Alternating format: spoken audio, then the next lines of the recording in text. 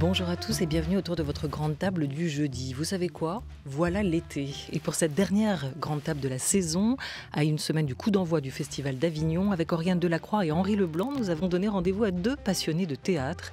Ils nous parlent ce midi des grands textes qui les ont fait vibrer, du livre à la scène. L'éditrice Claire David et le directeur du théâtre de la Bastille à Paris, Jean-Marie Hordet. Puis, avec le tandem de la grande table des idées, Lucas Bretonnier et Laura Dutèche-Pérez, nous avons demandé à deux lanceuses d'alerte, deux gardiennes de la biodiversité, de venir nous parler des livres qui ont éveillé leur conscience. La biologiste Barbara Demenex et la journaliste réalisatrice Marie-Monique Robin. Du théâtre à la biodiversité, du spectacle vivant au tissu vivant de la planète. Bienvenue autour de la grande table, réalisée bien sûr par Thomas Beau.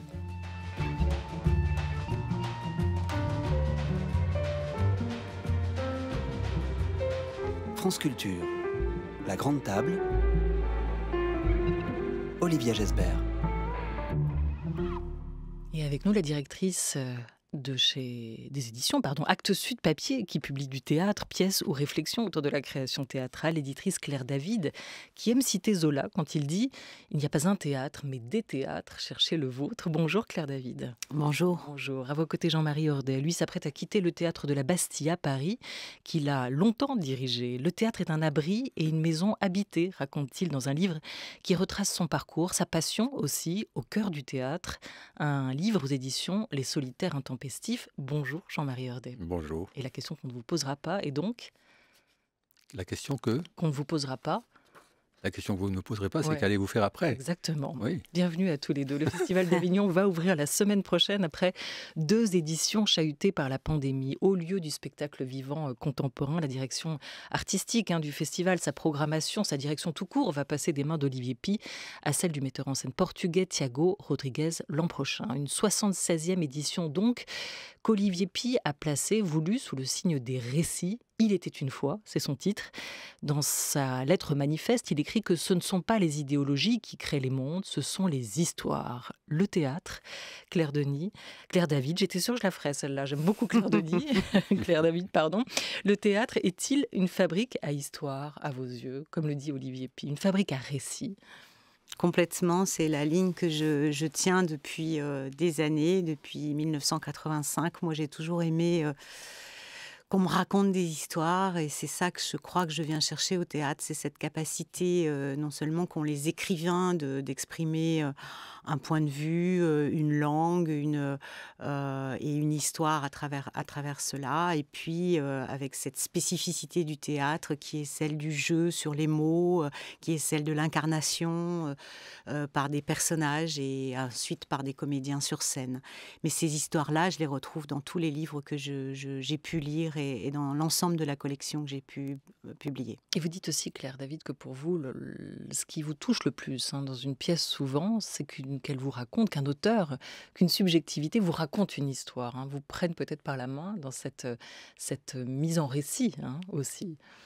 Je pense que je suis devenue éditrice, je suis entrée en édition avec Christian Duperron en 85, mais je suis peut-être devenue éditrice véritablement avec une rencontre fondatrice pour moi. Après en être passée par la rencontre d'écrivains vivants comme Marguerite Duras, puisqu'on a publié très rapidement Eden Cinéma. Et moi, à l'époque, j'étais assistante d'édition, donc on s'occupait de ce qu'on dit entre nous, de nettoyer les textes, des relations avec les auteurs. Et là, je me suis rendu compte combien un écrivain vivant et qu'un éditeur qui a affaire à cet écrivain vivant, c'est essentiel pour le dialogue, pour les retours, pour le regard qu'on peut avoir sur son texte. Mais je suis devenue éditrice peut-être avec la rencontre avec Laurent Godet. J'avais créé une revue de théâtre en 93 du théâtre et il y avait à la fin de cette revue de théâtre une petite nouvelle que je publiais et Laurent Godet avait envoyé une nouvelle, c'était Une fille et 3 garçons. Et où il parlait au jeu, ça se passe à Birkenau en 1944. C'est une femme qui accouche dans un camp de concentration et elle ne sait pas qui est le père, parce qu'elle a 3 amis, 3 jeunes hommes. et une amitié très forte entre eux. Et c'est cet enfant qui parle. Et je lis ça, je sens la puissance de l'écriture, du style, du point de vue, des mots choisis par Laurent Godet. Je souhaite le rencontrer. Je suis persuadée que c'est son histoire. Je suis persuadée que c'est quelqu'un qui a vécu ça. Et je découvre là une œuvre d'imagination. Et alors là, c'est pour moi le Graal total. C'est-à-dire tout d'un coup, se dire qu'on ne parle pas seulement au je, mais qu'on peut habiter énormément de je. Ce ne sont pas les idéologies qui créent les mondes, Jean-Marie Hordet. Ce sont les histoires, nous dit Olivier Py. Vous êtes d'accord avec ça? Le théâtre, c'est aussi ça. C'est un ouvreur de monde potentiel. C'est un ouvreur d'expérience, en tout cas. L'idéologie, ça peut s'entendre de diverses façons, hein. C'est aussi une représentation du monde et donc une façon de se raconter le monde, l'idéologie. Et parfois, c'est dangereux. On peut se faire une représentation idéologique de l'identité qui est très dangereuse, par exemple. Alors qu'il n'y a pas d'histoire dangereuse? Tout dépend si la fiction est porteuse d'un régime de vérité possible ou pas. Donc ça, c'est à chaque lecteur d'en juger. Mais le sens de la fiction ou la nécessité de la fiction, c'est l'ouverture de possibles. C'est pas le récit à plat de ce qui a eu lieu. Ça, c'est un travail de documentaire. C'est autre chose. Voilà, oui. C'est en ce sens que vous dites aussi que le théâtre n'est pas, pour vous, un miroir social? Non, pas du tout. Mais ça, c'est une polémique, une controverse que j'entretiens depuis 40 ans avec les tenants de la culture pour tous, ou pire encore, les apôtres, les turiféraires de la soi-disant culture populaire. Moi, je travaille dans le minoritaire depuis des années, mais je sais pourquoi, et je sais que cette minorité n'est pas une élite, pas nécessairement, et qu'elle n'est pas figée. Le théâtre que j'ai pratiqué, le but du jeu, c'était une minorité, toujours, de s'adresser à une minorité, mais une minorité en extension. La culture... c'est une question à la fois simple et très compliquée. Elle est très compliquée politiquement, parce qu'on a devant nous des adversaires qui sont robustes et qui sont dangereux, à mes yeux. Et elle est compliquée sur le plan philosophique, en tout cas, ou artistique, parce que lorsqu'on parle de minorité, lorsqu'on parle d'œuvres non transparentes, on doit garder à l'esprit que toute œuvre s'adresse néanmoins. Donc toute œuvre est une offrande, mais l'opacité n'est pas nécessairement une fermeture, c'est un seuil qu'on dépasse. Voilà. Jean-Marie Hordet, je vous ai demandé, comme à vous aussi, Claire David, de penser, de choisir pour nous quelques textes qui comptent pour vous, qui ont résonné en vous, qui vous ont fait vibrer. Vous avez notamment choisi, Jean-Marie Hordet, Les Maîtres anciens de Thomas Bernhard. On va en écouter un extrait, là, lu dans la voix d'un comédien que vous connaissez bien tous les deux. Vous l'avez publié de votre côté, Claire David. Vous lui avez permis de se présenter, représenter aussi Nicolas Bouchot, spectacle enregistré au Théâtre de la Bastille chez vous, Jean-Marie Hordet, en mars l'année dernière. N'avez-vous jamais songé à publier au moins un petit extrait de votre travail? Un fragment quelconque?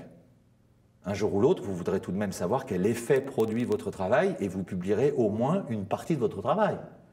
D'une part, c'est magnifique de retenir pendant toute sa vie ce qu'on appelle le travail de toute une vie et de ne pas le publier. D'autre part, c'est tout aussi magnifique de le publier.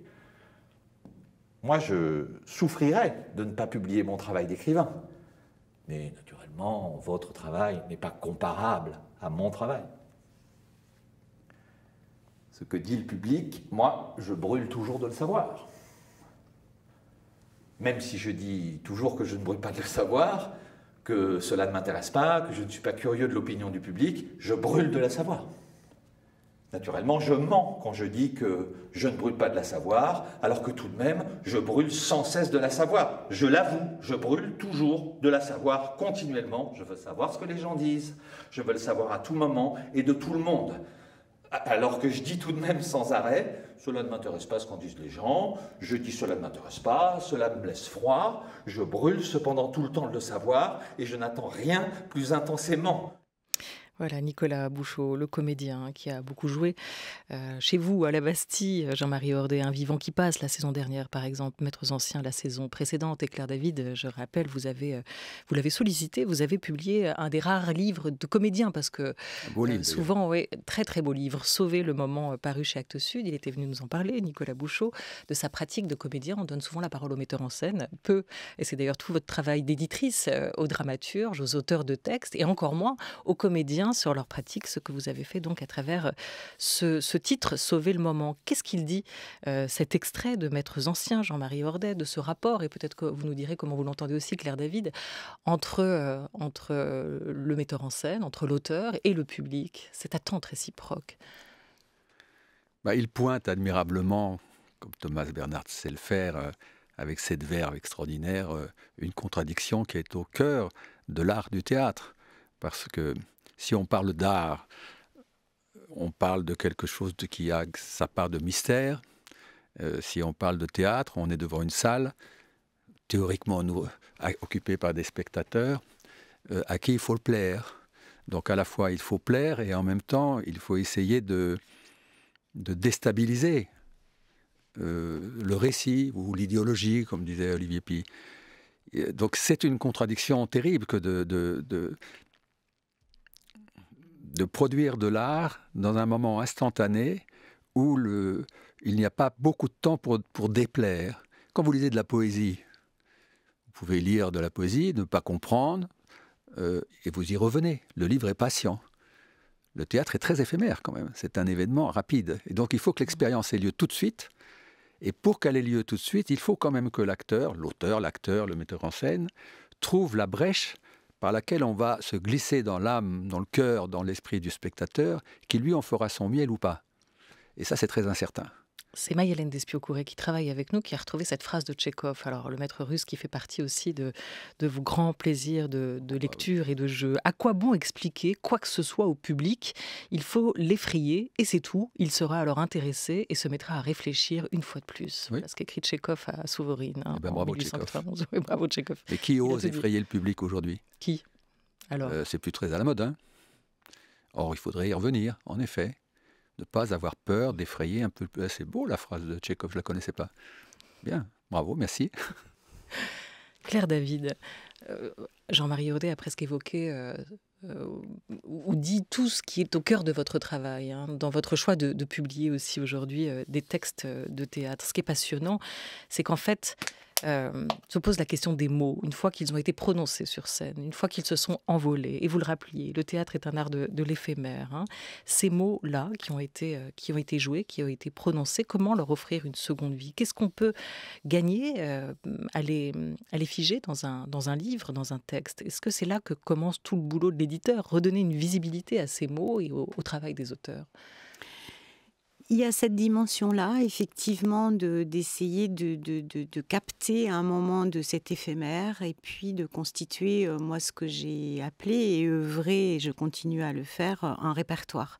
C'est-à-dire de constituer un ensemble dont j'espère beaucoup passeront à la postérité, c'est-à-dire on pourra revenir piocher dans le catalogue. Si Molière n'avait pas été publié, comment retrouve-t-on les textes? Ou Shakespeare, c'est la même chose. Donc il y a cette activité-là de, on va dire, mettre au point ce qui fait pour moi une grande partie du théâtre, qui sont donc les textes dramatiques, donc des pièces de théâtre. Mais ça, c'est presque une activité patrimoniale, créer un répertoire, penser à la postérité des textes aussi. C'est ça, ouais. Exactement. C'est-à-dire à chaque fois, je me dis, est-ce qu'il n'est pas trop contextualisé? Est-ce qu'il est transmissible à d'autres metteurs en scène? Donc est-ce qu'il n'est pas trop dans un geste artistique? Quand je lis un texte, au-delà d'une histoire qu'on me raconte, je pense aussi à cette question de la transmission qui est assez fondatrice. Et puis il y a une autre chose aussi, je citais le vivant, combien c'est important que les auteurs vivants, contemporains vivants, existants dans le monde d'aujourd'hui, en rendent compte à travers leur plume de ce qui se passe dans notre monde, soit à partir de leur imagination, soit de façon plus collée aux événements. Et ce vivant-là, s'il n'est pas désiré, et ça c'est toute l'activité de l'éditeur, il existe moins ou il existe peu. Je pense que pour un directeur de théâtre, c'est la même chose. C'est-à-dire qu'un écrivain, s'il ne se sent pas désiré dans un lieu de théâtre ou s'il ne se sent pas désiré chez un éditeur, va sans doute moins écrire, va sans doute moins peut-être travailler l'écriture, parce que le premier dialogue que l'on a, nous on publie en général au moment d'une création, hein, pour être en appui sur la diffusion d'un texte sur scène. Donc on a décidé avant d'avoir entendu l'écho du public pour la plupart des auteurs que je publie. Mais donc dans cette décision, c'est déjà une forme de confiance que l'on fait à l'auteur, même si le doute est toujours dans la décision éditoriale. On ne prétend pas détenir une vérité. Disons qu'on prétend juste avoir des convictions, les défendre et essayer de faire passer cette chaîne du plaisir et de la nécessité, comme disait Hubert Nyssen, auprès des lecteurs. Alors dans cette grande table culture un peu particulière pour nous aujourd'hui, puisque c'est la dernière de la saison, je vous ai demandé à tous les deux, Jean-Marie Hurdet, Claire David, de penser à des textes, des auteurs qui ont compté pour vous, de nous partager avec nous vos envies de lecture, vos plaisirs aussi. Et vous avez cité parmi les grands noms qui ont habité votre imaginaire tout de suite, Claire David, celui de Michel Vinavert. Il a présidé la commission théâtre du CNL dans les années 80. Il est l'auteur d'une œuvre immense, majeure, de théâtre contemporain, édité en grande partie, voire totalement chez Actes Sud. Il est décédé cette année, au printemps, le 1er mai dernier. Claire David, vous êtes donc l'éditrice des textes de Michel Vinavert. On va l'écouter revenir dans cet extrait-là sur la particularité, la singularité du texte de théâtre. Je n'ai pas l'imagination de l'espace. Je n'ai pas l'idée de ce que devrait être... disons, un dispositif scénique, un décor, le physique des personnages, le physique des acteurs, c'est tout à fait en dehors de mon propos. Mais, après tout, c'est peut-être là que les metteurs en scène et les acteurs trouvent leur compte. Ils ne sont pas contraints par une vision d'un acteur sur... Il y a un passage de relais complet, et lorsque je me suis trouvé à mettre en scène moi-même 2, puis même 3 de mes pièces assez récemment, je me suis trouvé avec une casquette très différente de celle de l'auteur, et à me poser des questions que l'auteur lui-même ne se posait pas. Voilà, le texte de théâtre, texte à trous, hein, Claire David, dit-il. Texte à trous, Michel Vinavert, oui, qui a particulièrement ancré l'écriture de théâtre dans un univers très particulier. Moi, j'ai essayé de défendre son théâtre, d'ailleurs, et avec bonheur, il a eu cette belle nouvelle juste avant de décéder que l'un de ses textes, Par-dessus bord, est au programme des prépas scientifiques, donc au programme de nos futurs dirigeants de société, ingénieurs, polytechniciens. Dès cette préparation, ils devront étudier Par-dessus bord, qui raconte les aléas d'une entreprise qui vend du PQ et sa forme de management, on va dire, un peu torride, que l'on peut retrouver dans certaines entreprises aujourd'hui. Et ça, de façon tout à fait prémonitoire. Michel Vinavert était dirigeant de Gillette France, et donc je pense qu'il a vu l'entreprise de très très près et qu'il s'en est servi dans les pièces. Et ces pièces sont vraiment la mise en bouche d'une parole. Et c'est ça que je défends à travers le théâtre et sa spécificité, c'est que c'est avant tout une parole. Et c'est ça qui peut donner envie au lecteur. On a moins ça dans le roman. Ce n'est pas une comparaison, c'est une spécificité du théâtre, c'est-à-dire on entend des personnages s'exprimer, et ça c'est très très important. Et vous publiez autant Ahmed Madani aujourd'hui que Wajdi Mouawad aussi, autre auteur important pour vous, parce que vous racontez les différentes vies du texte de théâtre aussi, hein, quand les écrivains comme Marguerite Duras, hier, Laurent Godet, aujourd'hui, s'en sont emparés, quand est apparue aussi une génération d'auteurs metteurs en scène publiés comme Wajdi Mouawad ou aussi Olivier Py. Olivier Py, Jean-Marie Hurdet, ça fait partie des textes que vous avez choisis pour nous et ça a été difficile dans tout ce catalogue peut-être des auteurs et des grands textes qui vous ont porté. L'Orestie, notamment, important, Claire David. L'Orestie d'Olivier Py. Oui, ce qui est Moi, je ne intéressant. pensais pas à l'Orestie d'Olivier Py. Vous pensiez à quoi? L'Orestie antique. C'est-à-dire La vraie Orestie à mes yeux. Ah oui, se c'est rejoint. ça. C'est-à-dire ce que j'allais dire, c'est que c'est ce que je trouve très très intéressant justement dans la revisitation des mythes anciens, c'est que là on voit aussi toute l'épopée d'Olivier Py en l'occurrence, Oui, oui. puisqu'il a retraversé toute l'Orestie et comme Et comme Heiner Müller aussi. comme Heiner Müller, comme Wajdi Mouawad, comme un certain nombre d'auteurs qui tout d'un coup revitalisent une œuvre peut-être dont la langue serait moins contemporaine, ou Ce moins, que fait on parlerait moins. Ouais, ce que fait peut-être. aussi un Joël Pomera à travers le conte qu'il peut réadapter. Exactement. Et là, en Oui, ce oui. moment, Oui, oui. son très beau Cendrillon est d'ailleurs à voir au théâtre de la Porte Saint-Martin à Paris jusqu'au 19 juillet avant de se balader partout en France. Quel texte vous retiendrez pour nous, Jean-Marie Hordet, aujourd'hui, s'il y en avait 2, 3 comme ça à recommander? Des questions impossibles. Oui, mais il faut c'est- quand même s'y prêter. Déjà, vous n'allez pas nous dire ce que vous allez faire après. Alors, on a vraiment besoin de savoir. Je vous cite quand même dans Au cœur du théâtre, parce que ça dit beaucoup. Devant l'état du monde, la question qui pourrait être posée, notamment à un directeur de théâtre, c'est qu'espérez-vous et non quel est votre projet? La seule vertu du projet tient à l'énergie avec laquelle on s'obstine à le contredire, sinon on risque de s'en tenir à l'attendu. Donc, vous avez tout fait dans l'inattendu. Là, quand même, on va attendre quelque chose de vous. Vous voulez des textes, des titres, des auteurs? Sarah Ken m'a beaucoup marqué. Manque m'a beaucoup marqué. Fedraslov, des textes comme ça m'a beaucoup marqué. Bon, ensuite, Müller et Thomas Bernhard, que vous avez déjà cités, sont importants pour moi. Après, vous savez, j'ai toujours c'est un peu difficile parce que, d'une part, c'est une sélection qui est arbitraire, mais les auteurs que je viens de donner, les 3 noms que je viens de donner, sont très importants pour moi, ça c'est sûr. Je veux simplement dire qu'il y en a d'autres et que le théâtre est un art de la rencontre. Vous savez, alors on rencontre un auteur, comme vous venez de le dire, on l'invite, vous avez dit, on le désire, on l'invite, ça je trouve aussi que c'est très important. Moi, mon métier, c'est d'inviter des auteurs, des acteurs, des metteurs en scène, et d'inviter des spectateurs, et de présenter les uns aux autres et les autres aux uns. Si je peux dire comme ça, c'est un peu bon. La dernière liaison est un peu douteuse. C'est-à-dire, oui, on fait des rencontres, comme vous faites des rencontres avec les auteurs. Moi, je fais des rencontres avec des auteurs ou des metteurs en scène, des acteurs. Et on essaie de transmettre cette rencontre à ceux qu'on appelle les spectateurs. Moi, je ne parle jamais public, je parle spectateur.